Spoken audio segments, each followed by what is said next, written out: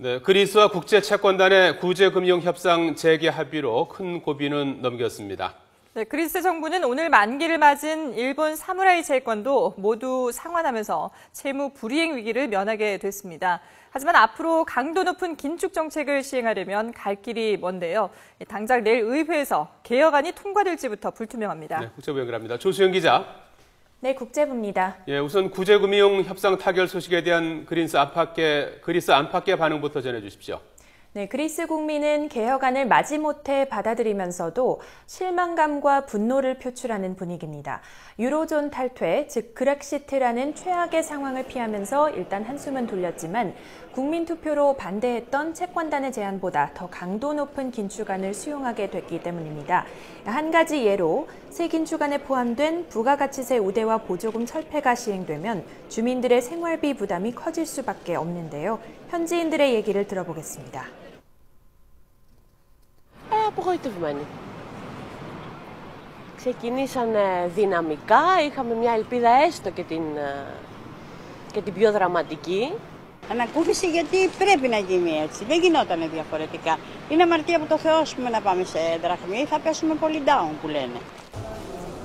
네, 반면 세계 증시는 그리스 위기 해소로 안정을 되찾았습니다. 1.2% 오른 다우지수를 비롯해 뉴욕 증시 3대 지수 모두 1%대로 올랐고요. 앞서 마감한 프랑스 파리 증시는 1.94%, 독일 프랑크푸르트 증시는 1.49% 오르는 등 유럽 증시도 큰 폭으로 상승했습니다. 네, 이번 협상이 워낙 치열한 마라톤 협상이어서 타결 뒤에 여러 후문들이 나온다면서요. 네, 그렇습니다. 유로존 정상회의는 17시간 동안 지속된 쉽지 않은 협상이었는데요. 그리스의 최대 채권국인 독일과 프랑스 정상 간의 충돌로 팽팽한 자존심 싸움이 이어졌다고 합니다.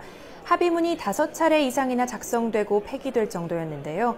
이번 협상에서 메르켈 독일 총리보다도 더 강하게 그리스를 압박한 악역으로 볼프강 쇼이블레 독일 재무장관이 주목을 받고 있습니다.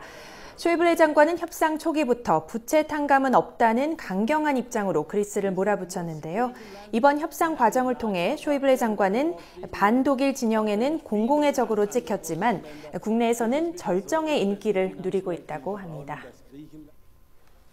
예, 구제금융까지 갈 길이 먼데요. 앞으로 일정은 어떻게 됩니까? 네, 우선 그리스 정부는 20년 만기 사무라이 채권 116억 엔을 기일에 맞춰 상환하면서 일단 채무 불이행 위기를 넘기게 됐습니다. 구제금융 협상은 극적으로 타결됐지만 그리스는 앞으로 이런 고비를 몇 차례 더 넘겨야 합니다. 우선 채권단이 구제금융의 전제 조건으로 내세운 15일까지 그리스 의회가 개혁안을 통과시켜야 하는데요.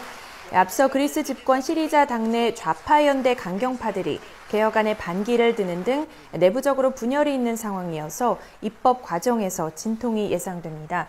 또 그리스의 개혁안이 통과되더라도 독일과 오스트리아, 스페인 등 유로존 일부 회원국별로 의회 승인을 거쳐야만 구제금융 협상이 시작이 될 수 있습니다. 일단 디데이인 내일 상황을 지켜봐야 할 텐데요. 유럽중앙은행도 내일까지 그리스에 대한 긴급 유동성 지원 ELA 한도를 유지하기로 하는 등 그리스에 대한 압박의 고비를 늦추지 않고 있습니다. 이에 따라 그리스 은행들의 영업 중단도 잠정적으로 16일까지 이어지는 등 자금난이 불가피합니다.